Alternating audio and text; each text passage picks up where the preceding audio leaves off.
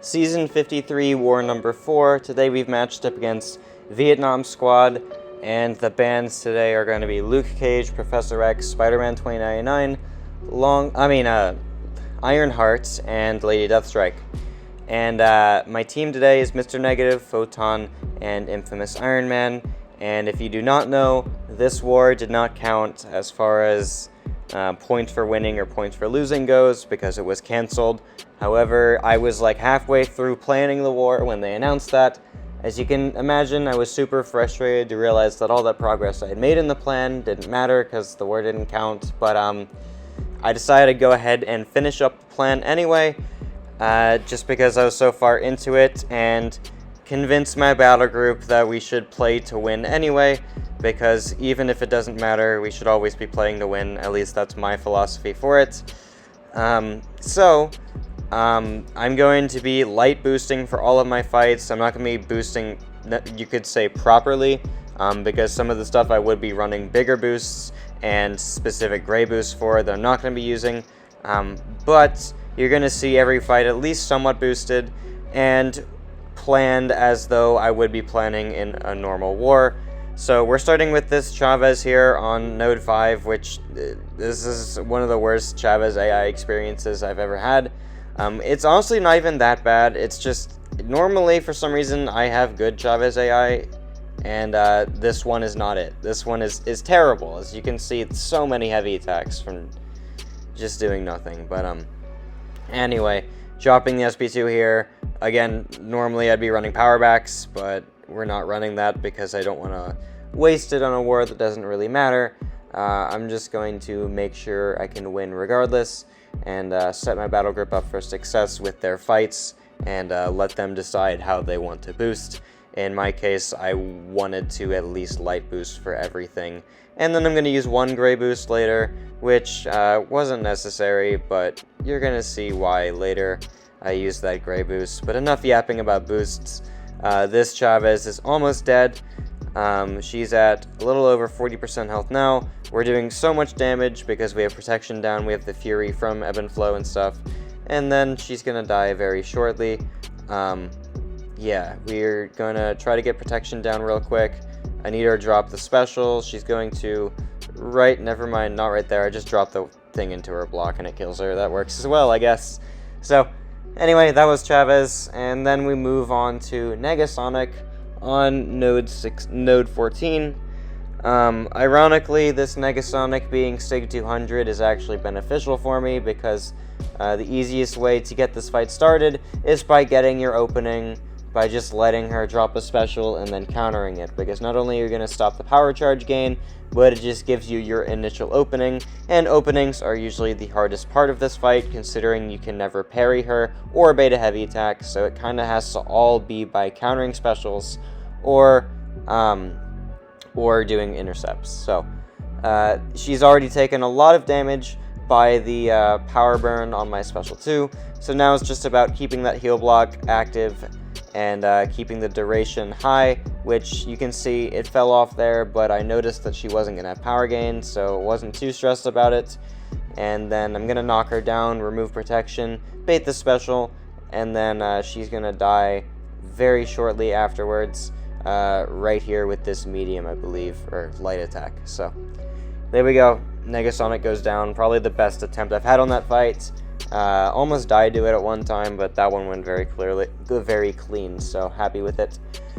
Now we move on to Section 2, and yeah, I do have Odin for this. These are going to be 2 tactic fights that you're just going to see Photon completely annihilate, which is pretty interesting because I find it a little weird sometimes when non-tactic attackers just work really well for tactic defenders, and Photon is definitely that. Basically, all we need to do is just continuously bait the special 1 from Wiccan, counter it, and then you're just going to keep that regen under control via Despair, and yeah, you have neutralized immunity if your Photon is awakened, and you just keep countering his specials to prevent power charge gain. Like, it's pretty simple. And then even if he does happen to go into the power gain phase, you both prevent it slightly by hitting him with your Petrify, but also you can't miss in Pure Light at all, and then your mediums cannot miss just ever, even without pure light. So you have a lot of safety even if he does get that power gain going. So anyway, that fight is already over, and you can see it went pretty cleanly. Almost all the health I lost was just because of Wiccan being a little annoying. But that's it. I'm going to use a potion here, which in hindsight probably didn't matter, but I always wanted to have solos. Even though stats-wise it does not count if I died here. That light attack was like, come on, man. Anyway, stats-wise, if I died here, it wouldn't be ruining a Deathless Season because we weren't really pushing, because this war, again, does not matter.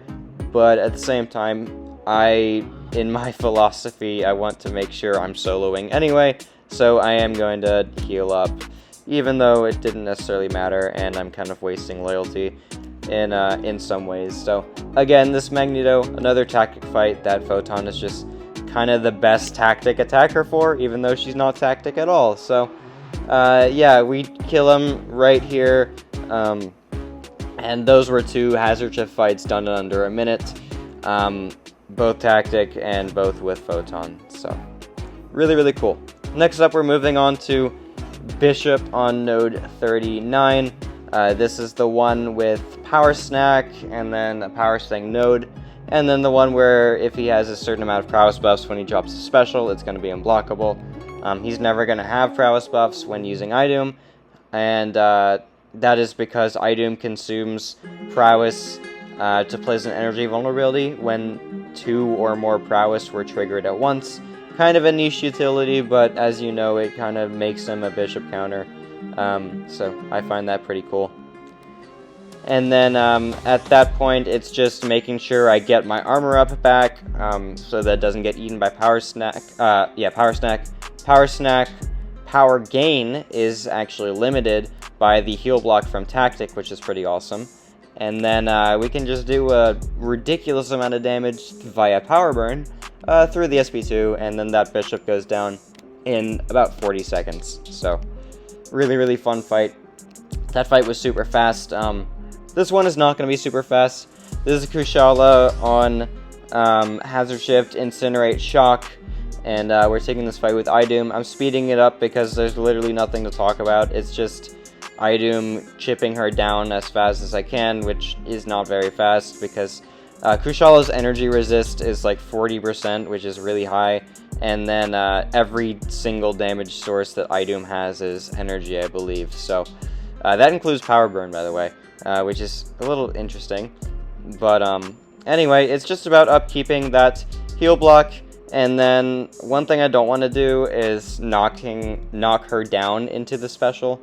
The reason I don't want to do that is because if she has the blue blessing, she can just block the special too.